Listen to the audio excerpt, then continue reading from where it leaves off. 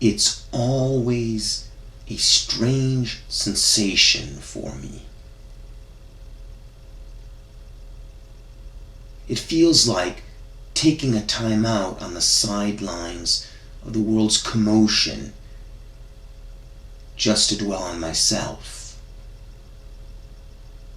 to ask myself the questions I never get to ask, because there's never the time, or because somewhere in the distance, all of a sudden, a dog barks, breaking the silence and taking my mind off the essential.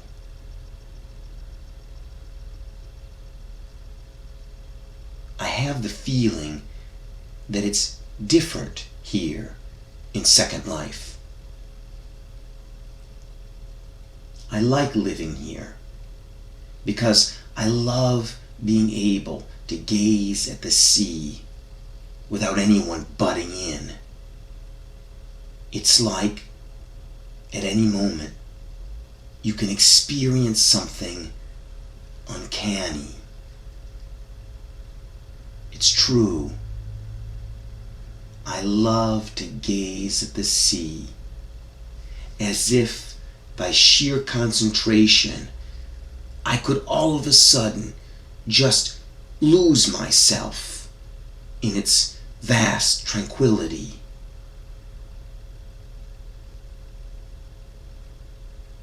I could stare at its horizon for hours and hours.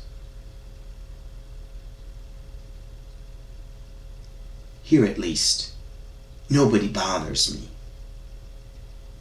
They claim that millions of people share the virtual space of Second Life. But you almost never see a soul cross your field of vision diagonally. Everyone is preoccupied with himself. No one is around to tug at your sleeve. No one to invite you over to the corner cafe for a margarita, a beer, or even a cool glass of water. No good-natured stranger to give you a self-indulgent and almost cheerful account of the aches and pains caused by his rheumatism. No amiable doorman to greet you at the end of the day and tell you that you have a package.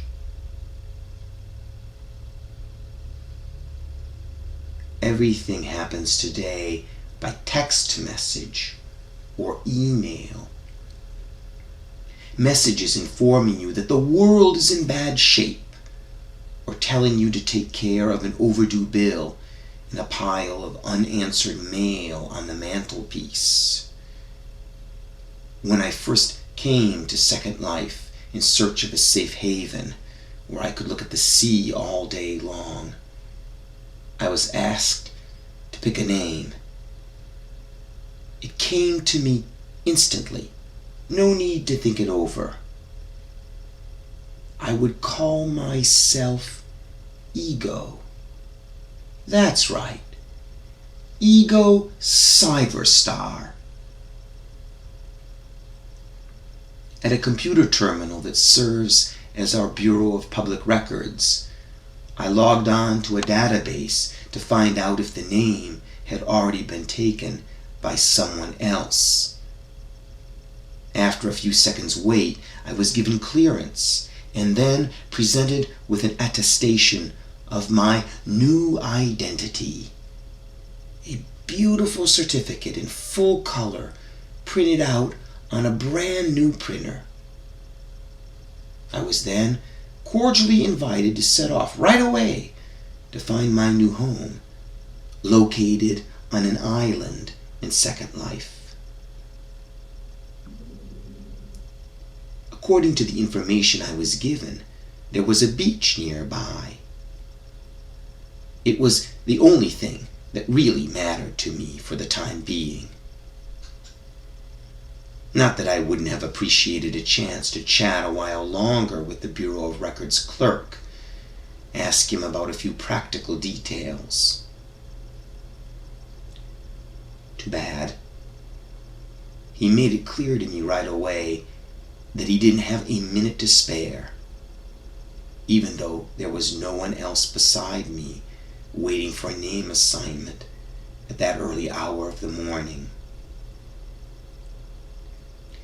I would have liked to talk to him a bit longer, ask him if he was born in Second Life or an immigrant like me, ask him if he had a family, if there was a bilingual school nearby for the children, or a convenience store where you could pick up a few groceries after hours. But no, he was far too busy to answer any of my questions.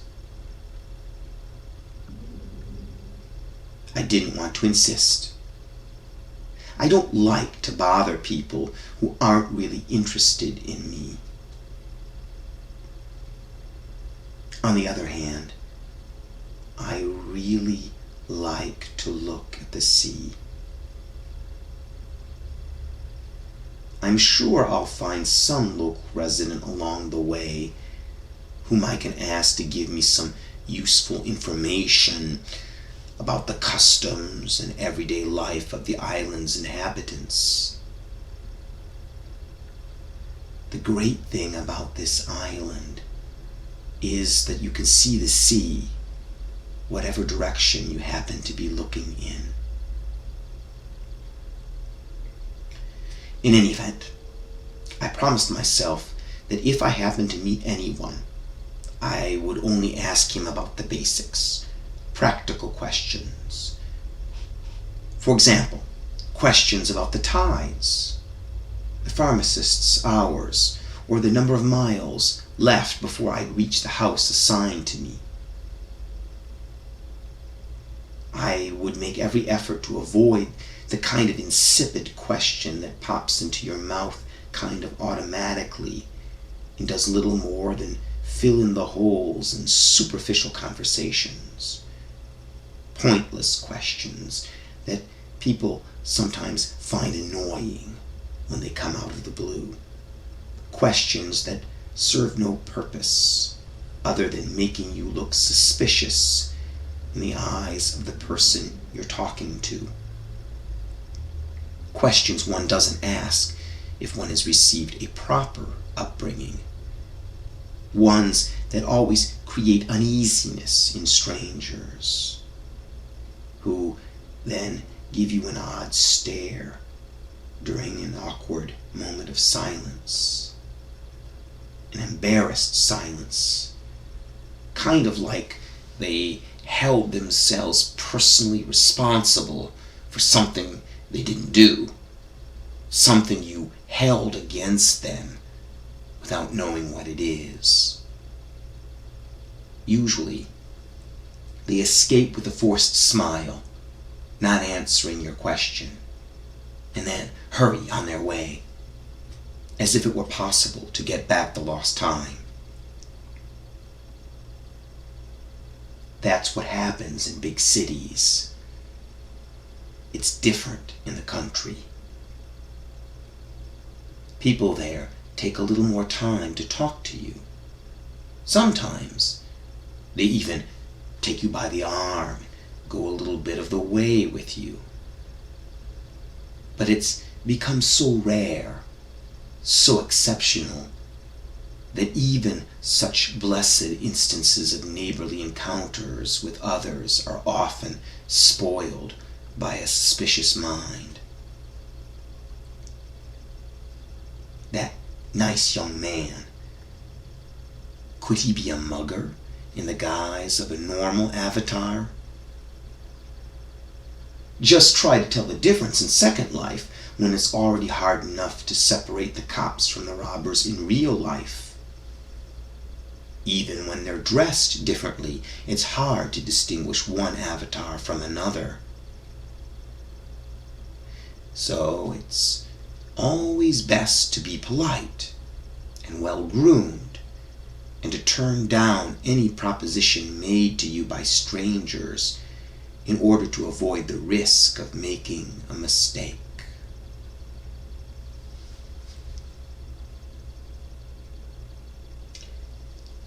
now that I've decided to live here in Second Life, I wonder if this change of scenery is going to have a permanent effect on my behavior.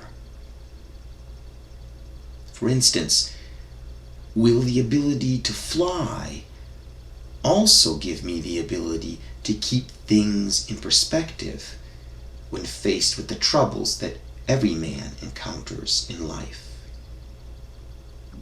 And the queasy feeling I get when I see the great void beneath my feet, will it eventually go away as I get more used to being in the air? Will my way of thinking change as a result? What will go through my mind as I pass in front of a mirror? Will I wonder whether it's me or my avatar that I see in the glass, knowing that I'm bound to be wrong at least 1 out of 2 times?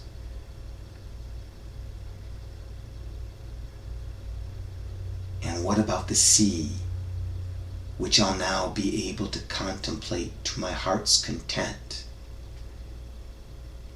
Is it possible that it will have a long-term effect on the color of my eyes?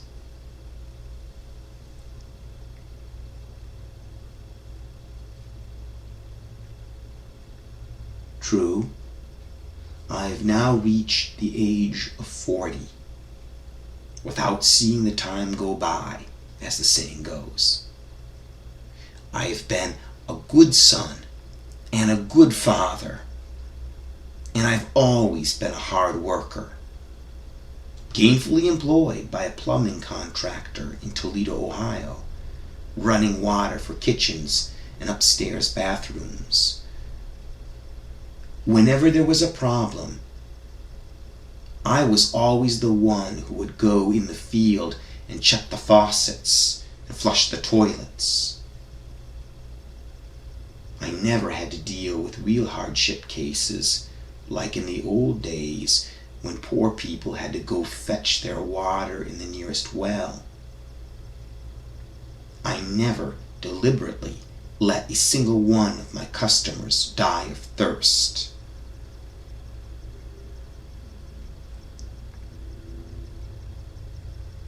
My life has always been a smooth ride, hardly a bump in the road. Certainly no major life crisis that made me leave my wife, change cars, or quit my job out of the blue. Or worse still, immigrate to some far-off land. Not until I left to come here to Second Life.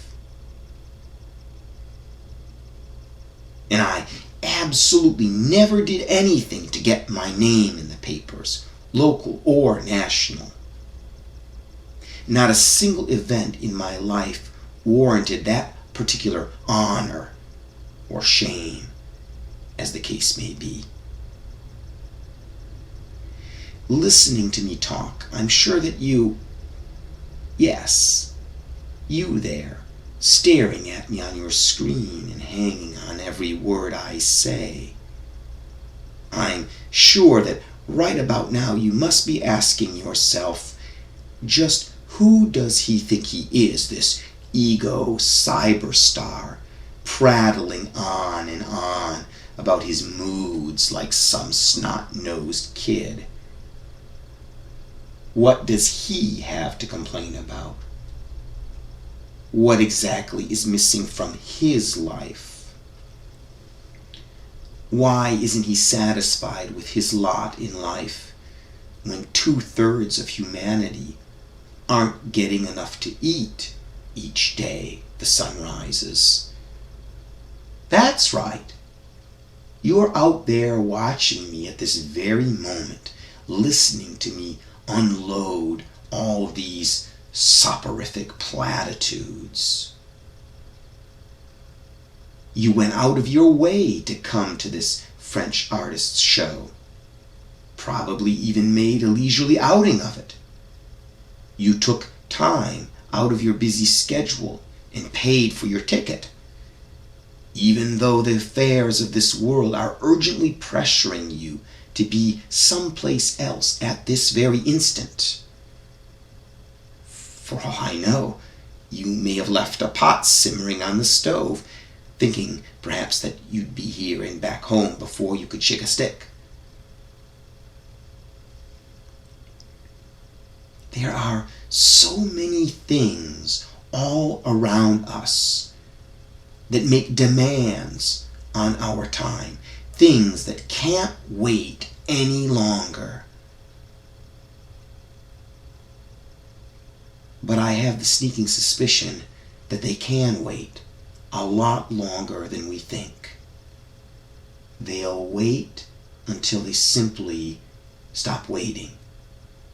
Just like they did for me, ego CYBERSTAR, when I decided once and for all that I would no longer ask the kinds of questions you're supposed to ask yourself,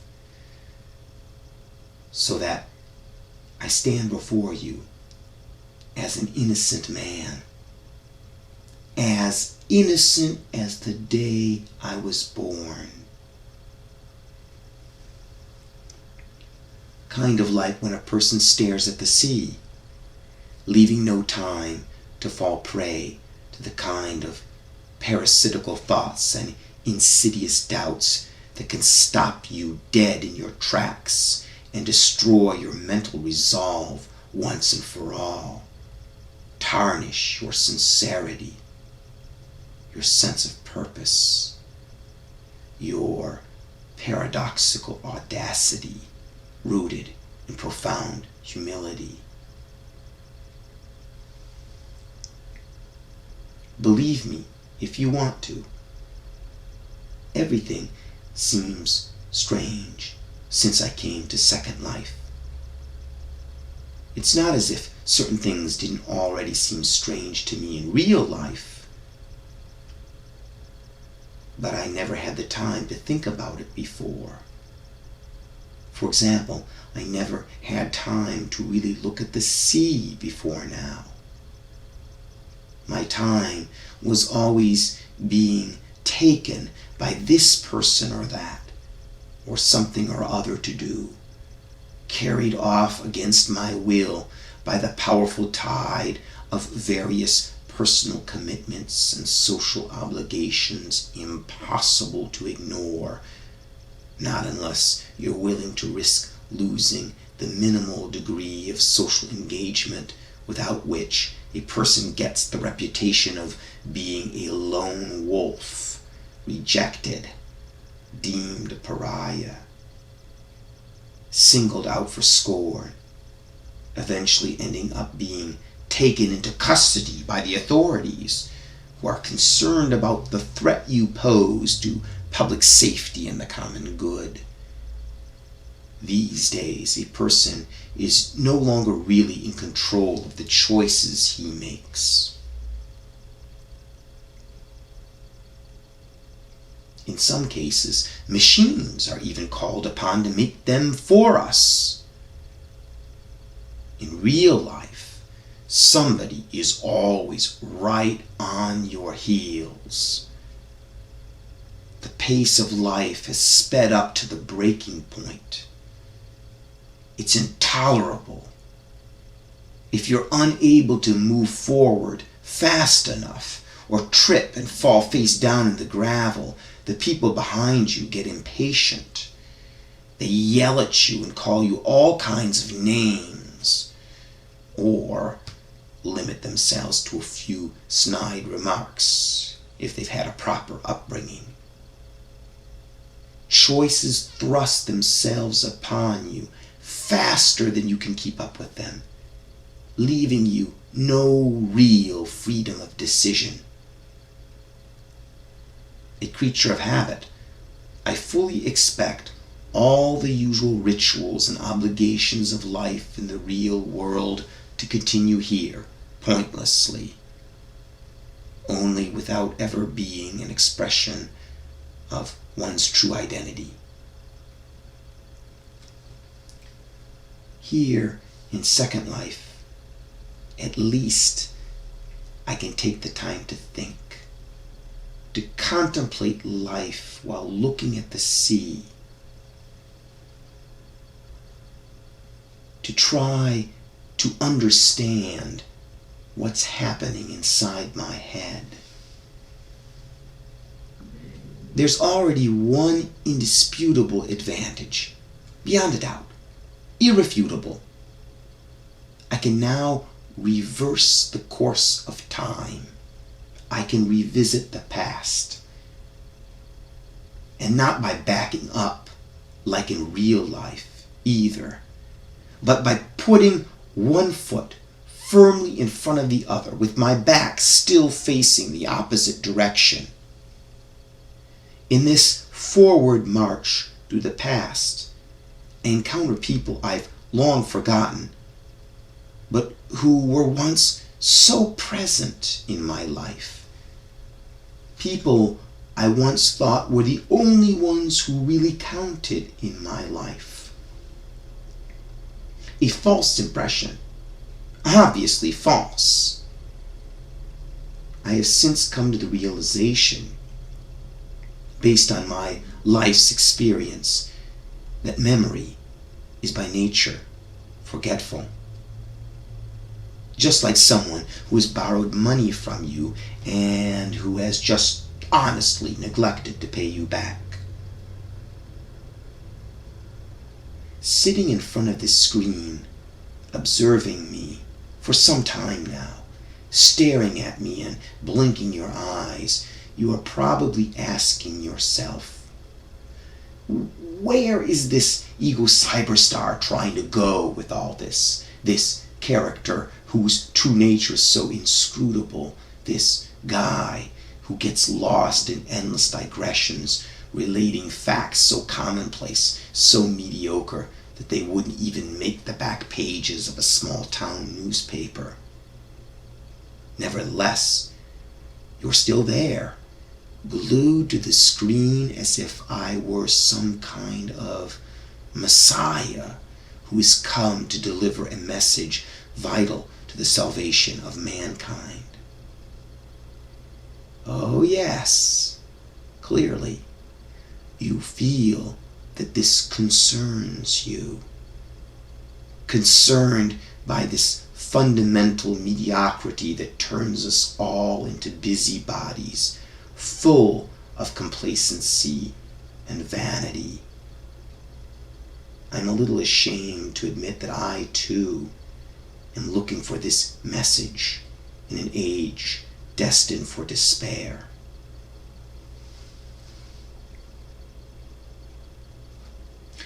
Now that I've said my piece, I feel slightly reassured. Not that this was a proper confession, the kind where you beat your breast and raise your eyes to heaven to beseech someone you never see. It's you and you alone I'm talking to. Don't go turning your head around to see if someone is standing behind you. You are my audience. You can give it all up on a day's notice. You can come here too, right here on this same beach in Second Life, at my side, right after you have your own avatar made.